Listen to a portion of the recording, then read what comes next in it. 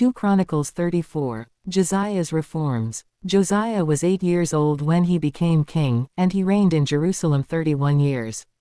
He did what was right in the eyes of the Lord and followed the ways of his father David, not turning aside to the right or to the left. In the 8th year of his reign, while he was still young, he began to seek the God of his father David. In his 12th year he began to purge Judah and Jerusalem of high places, Asherah poles and idols. Under his direction the altars of the Baals were torn down, he cut to pieces the incense altars that were above them, and smashed the Asherah poles and the idols. These he broke to pieces and scattered over the graves of those who had sacrificed to them. He burned the bones of the priests on their altars, and so he purged Judah and Jerusalem. In the towns of Manasseh, Ephraim and Simeon, as far as Naphtali, and in the ruins around them, he tore down the altars and the Asherah poles and crushed the idols to powder and cut to pieces all the incense altars throughout Israel. Then he went back to Jerusalem. In the 18th year of Josiah's reign, to purify the land and the temple, he sent Shaphan son of Azaliah and Maaseiah the ruler of the city, with Joah son of Joahaz, the recorder, to repair the temple of the Lord his God. They went to Hilkiah the high priest and gave him the money that had been brought into the temple of God, which the Levites who were the gatekeepers had collected from the people of Manasseh, Ephraim and the entire remnant of Israel and from all the people of Judah and Benjamin and the inhabitants of Jerusalem. Then they entrusted it to the men appointed to supervise the work on the Lord's temple. These men paid the workers who repaired and restored the temple. They also gave money to the carpenters and builders to purchase dressed stone, and timber for joists and beams for the buildings that the kings of Judah had allowed to fall into ruin.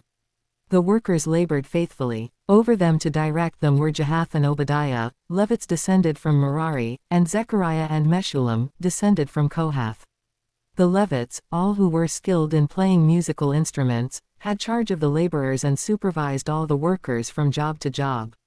Some of the Levites were secretaries, scribes and gatekeepers. The book of the law found.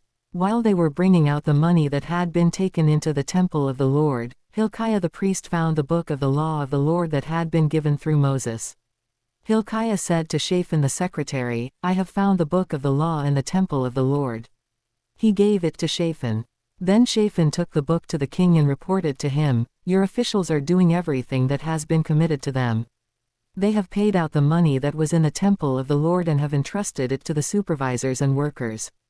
Then Shaphan the secretary informed the king, "Hilkiah the priest has given me a book." And Shaphan read from it in the presence of the king.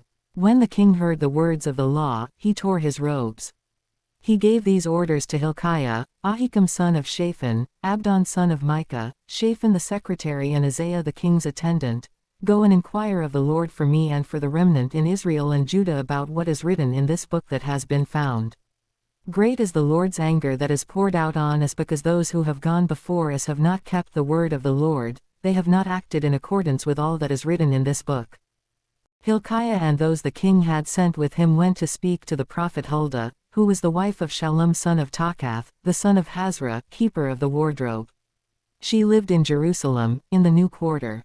She said to them, "This is what the Lord, the God of Israel, says, Tell the man who sent you to me, this is what the Lord says, I am going to bring disaster on this place and its people, all the curses written in the book that has been read in the presence of the king of Judah. Because they have forsaken me and burned incense to other gods and aroused my anger by all that their hands have made, my anger will be poured out on this place and will not be quenched. Tell the king of Judah, who sent you to inquire of the Lord, this is what the Lord, the God of Israel, says concerning the words you heard, because your heart was responsive and you humbled yourself before God when you heard what he spoke against this place and its people, and because you humbled yourself before me and tore your robes and wept in my presence, I have heard you, declares the Lord. Now I will gather you to your ancestors, and you will be buried in peace. Your eyes will not see all the disaster I am going to bring on this place and on those who live here." So they took her answer back to the king.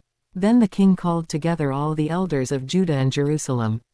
He went up to the temple of the Lord with the people of Judah, the inhabitants of Jerusalem, the priests and the Levites, all the people from the least to the greatest. He read in their hearing all the words of the book of the covenant, which had been found in the temple of the Lord. The king stood by his pillar and renewed the covenant in the presence of the Lord, to follow the Lord and keep his commands, statutes and decrees with all his heart and all his soul, and to obey the words of the covenant written in this book. Then he had everyone in Jerusalem and Benjamin pledge themselves to it. The people of Jerusalem did this in accordance with the covenant of God, the God of their ancestors. Josiah removed all the detestable idols from all the territory belonging to the Israelites, and he had all who were present in Israel serve the Lord their God. As long as he lived, they did not fail to follow the Lord, the God of their ancestors.